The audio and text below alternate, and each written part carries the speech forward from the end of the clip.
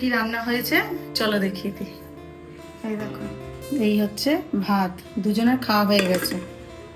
আর এটা করেছি আজকে, মানে এটা বানিয়েছি চিংড়ি মাছের মুড়ো দিয়ে পটল, তারপরে হচ্ছে কালো জিরে, রসুন, কাঁচা লঙ্কা দিয়ে বাটা করেছি। তোমাদের দাদা ভাইয়ের একদম ফেভারিট খাবার। এটা হচ্ছে উচ্ছে কুমড়ো বটি, এটাও কালো জিরে ফোড়ন দিয়েছি আর শুকনো লঙ্কা। আর এখানে মাছের মাথা দিয়ে পুঁই শাক করেছি, পুঁই শাকের চচ্চড়ি। হঠাৎই মেয়ের খুব খেতে ইচ্ছে করলো, বললো মা আজকে একটু পুঁই শাক খাবো মাছের মাথা দিয়ে, বানিয়ে ফেললাম। আর এখানে হচ্ছে আমড়া দিয়ে টকের ডাল।